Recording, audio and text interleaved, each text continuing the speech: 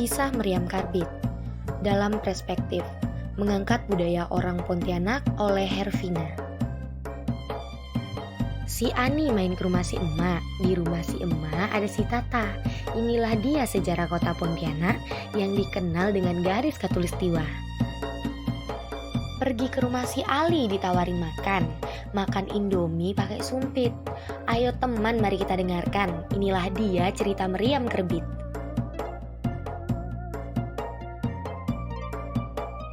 Kue apam rasanya enak, makannya di rumah si Surya.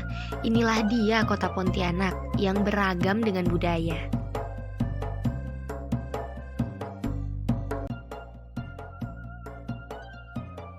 Pada zaman dahulu, tepatnya tahun 1771 sampai 1808, raja pertama yaitu Sultan Abdurrahman, sang pendiri kota Pontianak, yang ingin berdakwah menyebarkan agama Islam di daerah Kalimantan Barat.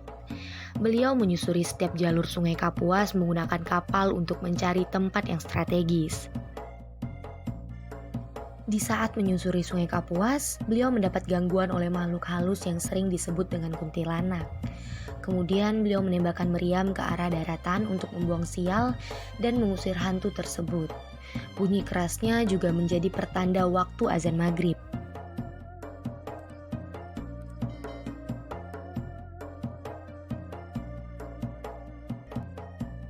Alhasil gangguan dari makhluk halus tersebut pun menghilang. Sebagai tanda syukur Sultan, beliau kemudian mendirikan Masjid Jami dan Kesultanan di tempat ia menembakkan meriam. Dari situlah awal mula terbentuknya kota Pontianak. Di samping untuk memperingati awal mula kota Pontianak, masyarakat juga percaya dengan membunyikan meriam, maka akan mengusir hal-hal negatif yang dapat mengganggu. Sehingga sekarang Meriam Karbit menjadi budaya dan kebiasaan masyarakat setiap tahunnya.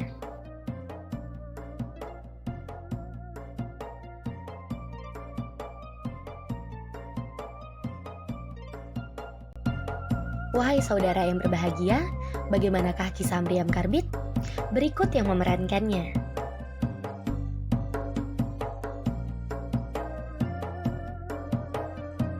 Ibu diperankan oleh Wulansari.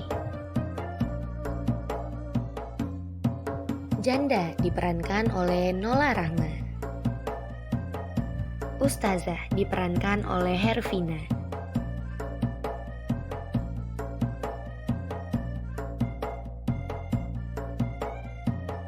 Kawan-kawan semua, bagaimanakah cerita Meriam Karbit itu? Untuk mengetahui dongeng orang-orang Pontianak, ayo dengarkan cerita selengkapnya. Selamat mendengarkan.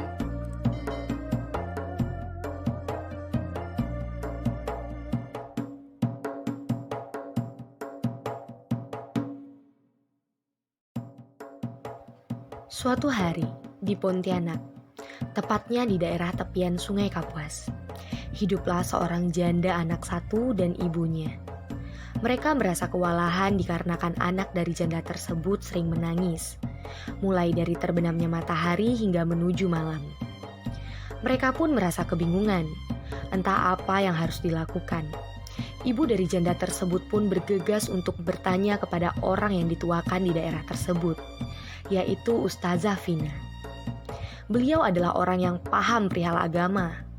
Setelah sang ibu menjelaskan permasalahannya, Ustazah pun berpendapat bahwa cucunya diganggu oleh makhluk halus di sekitaran sungai yang biasa disebut dengan hantu kuntilanak. Beberapa cara sudah dilakukan Ustazah untuk membantu anak tersebut, tetapi tidak mendapatkan hasil. Anak itu terus-menerus menangis. Sekitar 2 minggu kemudian, si janda pun mendapat kabar dari Ustazah bahwa akan datang seorang pemuda yang paham agama, yang akan menyebarluaskan dakwah di daerah mereka.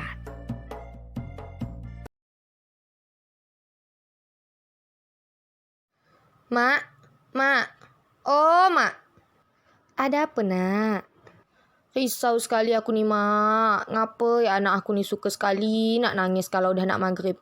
Padahal udah aku kasih susu, asik nak nangis terus. Coba sini, biar Mak bawa anak kau ke Ustazah. Siapa tahu Ustazah bisa bantu. Mak bawa lah, biar aku jaga rumah. Sesampainya di rumah ustazah, emak pun langsung mengetuk pintu dan ustazah mempersilahkan untuk masuk. Oh ustazah, saya ini nak minta tolong. Ngapa ya cucu saya ini sering nangis kalau udah nak dekat waktu maghrib? Nanti saya kasih air bacaan ayat suci Al-Quran ya bu. Nanti ibu campurkan airnya ke susu cucu ibu. Semoga bisa membantu dan cucu ibu tidak rewel lagi.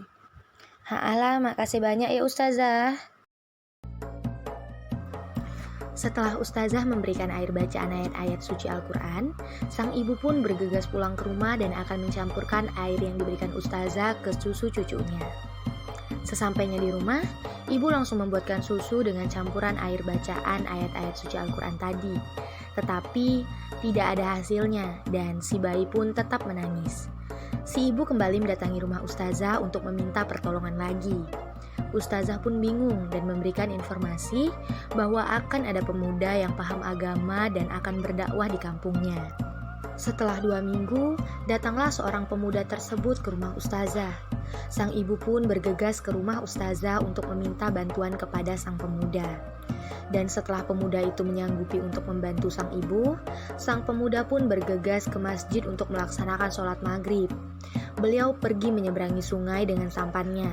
Di pertengahan jalan, si pemuda diganggu oleh makhluk-makhluk halus yang sering disebut dengan hantu kuntilanak. Sang pemuda pun murka. Beliau menembakkan meriam ke daratan untuk membuang sial dan mengusir hantu-hantu tersebut.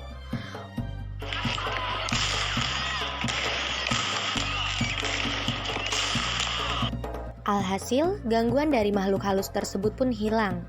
Sebagai tanda syukur Sultan, beliau kemudian mendirikan masjid jami dan kesultanan di tempat dia menembakkan meriam. Dari situlah awal mula terbentuknya kota Pontianak. Sang ibu pun mengucapkan terima kasih kepada pemuda karena berkat bantuannya lah anak itu sekarang jarang rewel dan mulai membaik. Si Ayu dari Bekasi, si Lala dari Jawa Barat. Berakhirlah sudah cerita ini, semoga bisa memberi manfaat. Jalan-jalan pergi ke Bali, jangan lupa membawa si Lani. Cerita meriam karbit sampai di sini, semoga kelak kita bisa berjumpa kembali. Makan mangga bersama si Okta, buah mangga dari Irian.